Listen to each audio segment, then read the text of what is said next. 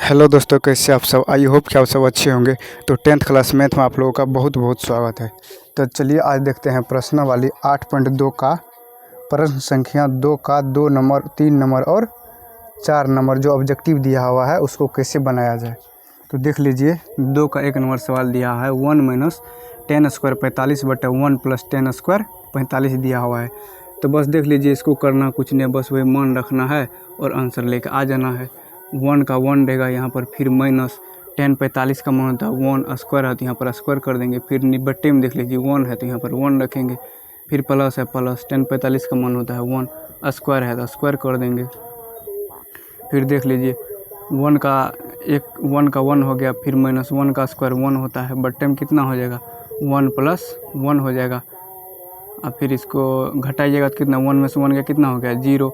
और फिर 1 प्लस 1 कितना हो गया 2, 0 में 2 से भाग दीजिए कितना हो जाएगा 0। बस यही था आप लोगों का आंसर। चलिए अब दूसरा नंबर सवाल देख लेते हैं। दूसरा देख लीजिए, यहाँ पर दिया हुआ है,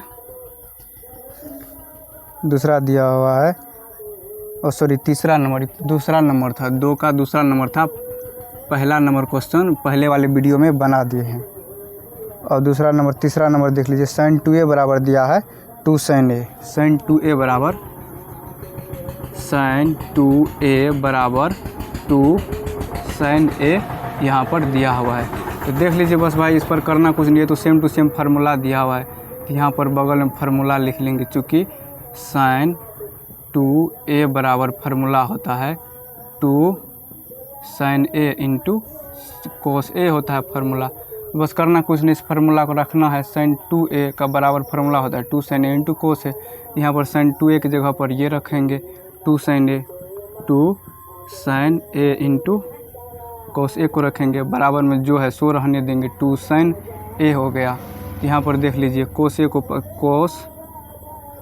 cos a बराबर क्या हो जाएगा 2 sin a बटे क्या हो जाएगा 2 sin a। ये गुणाम है, गुना छोड़ के उस साइड जाएगा तो क्या हो जाएगा भागाम हो जाएगा, 2 sin a हो जाएगा। देख लीजिए 2 sin a से दोनों कैंसिल हो गया तो बचा क्या, cos a बराबर कितना बचा, एक मरतबा कट गया, 1 बचा। तो cos में किसका मान 1 होता है, cos में कितने डिग्री का मान 1 होता है। तो गुरुजी आप बोलिएगा कि cos 0 का मान 1 होता है, तो बराबर में हो जाएगा cos 0 डिग्री आंसर हो जाएगा।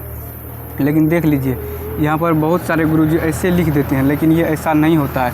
अगर आप लोग 12th में जाइएगा, मैथ रखिएगा तो वहाँ पर ऐसे नहीं बताइएगा। चलिए इसको कुछ देर के लिए डिब्बा में बंद कर दीजिए, वहाँ पर ऐसे नहीं बताएगा, वहाँ पर ऐसे बताएगा कि देख लीजिए यहाँ पर cos है ना, cos a दिया हुआ है। एक्चुअल में देख लीजिए ऐसे होता है, एक अगर cos को पक्षांतर कीजिएगा तो cos में इन्वर्स लग जाता है और एक जो होता है ये इसके अंदर में आ जाता है। तो अब गुरुजी बोलेगा कि cos इसको बोला जाता है इन्वर्स, -1 जो लिखा रहता है इसको इन्वर्स बोला जाता है। तो अब बोलेगा गुरुजी कि जो cos में किसका मान 1 होता है, तो आप लोग बोलिएगा कि जो cos 0 डिग्री का मान 1 होता है। तो ये हो गया आंसर। चूँकि एंगल निकलता है, ये गलत तरीका है, बराबर जो 0 डिग्री लिख दिया है ये गलत तरीका है। एक्चुअल में रियल तरीका ये है, क्योंकि यहाँ पर एंगल निकालने के लिए हमको एंगल पूछ रहा है, तो यहाँ पर 0 डिग्री हम डायरेक्ट इसको नहीं लिख सकते हैं। लिखने का सही तरीका ये है, यहाँ पर ये जो है ABC क्या दर्शा रहा है, एंगल दर्शा रहा है, क्योंकि होता है cos थीटा होता है। तो थीटा को हटा करके A दे दिया है, यहाँ पर कोण को A दर्शा रहा है, तो हमको कोण ने मांग रहा है, तो A हो गया कोण बराबर कितना हो गया 0 डिग्री। तो 0 डिग्री इसका आंसर हो जाएगा। तो चलिए ये भी लगभग सही है, लेकिन रियल तरीका ये वाला हो गया। अब देख लीजिए तीसरा नंबर देख लीजिए। तीसरा नंबर सवाल दिया हुआ है 2 tan 30 डिग्री बट्टा 1 माइनस 10 स्क्वायर 30 डिग्री। 2 tan कितना दिया हुआ है, 4 नंबर दिया है 2 tan 30 डिग्री, 2 tan 30 डिग्री बट्टा दिया है 1 minus 10 square 30 degree, 1 minus 10 square 30 degree दिया हुआ है। देख लीजिए इसको भी वैसे ही बनाना है, करना कुछ नहीं, बस मान रखना है और आंसर अपने आप आ जाएगा। 2 का 2 रहेगा, tan 30 का मान होता है 1/√2, तो 1/√3 होता है, लिखेंगे 1/√3। फिर देख लीजिए 1 है, 1 माइनस tan 30 का मान 1/√3, स्क्वायर है तो आराम से स्क्वायर लगा देंगे, बराबर ये गुना हो जाएगा तो हो जाएगा 2/√3। और नीचे में कितना हो जाएगा 1 माइनस 1 का स्क्वायर कीजिएगा तो 1, स्क्वायर से रूट कैंसिल हो जाता है तो कितना बच जाएगा 3 बच जाएगा। अब देख लीजिए 2/√3, इसका एलसीएम कितना हो जाएगा 3 और 1 कैल्शियम हो जाएगा 3। फिर देख लीजिए यहाँ पर हो जाएगा 3 1 कम 3 हो जाएगा, माइनस है फिर माइनस, 3 से 3 कैंसिल हो गया 1, तो कितना हो जाएगा यहाँ पर देख लीजिए थोड़ा सा, तो कितना हो जाएगा 2√3 गुना 3 चूँकि ऊपर चला जाएगा, 3 ऊपर 3 में से 2 गया, 3 में से 1 गया 2 हो जाएगा, तो 2 से 2 कैंसिल हो गया। अब यहाँ पर देख लीजिए क्या हो गया 3/√3। हम इसको ऐसे लिख सकते हैं √3 या गुना √3 ऊपर वाले को, नीचा में √3। आप बोलिएगा गुरुजी नहीं लिख सकते, हम बोलेंगे कि लिख सकते हैं, इसलिए इसको लिख सकते हैं कि यहाँ पर देख लीजिए √3 या गुना √3 कितना हो गया √9। अब बराबर 9 को रूट से निकालिएगा तो कितना हो जाएगा 3, देख लीजिए इसके बराबर आ गया, तो इसलिए हम इसको ऐसे लिख सकते हैं। तो इतना सोचना पड़ता है त्रिकोणमिति में, अगर नहीं सोचिएगा तो फिर आपसे त्रिकोणमिति नहीं बनने वाला है।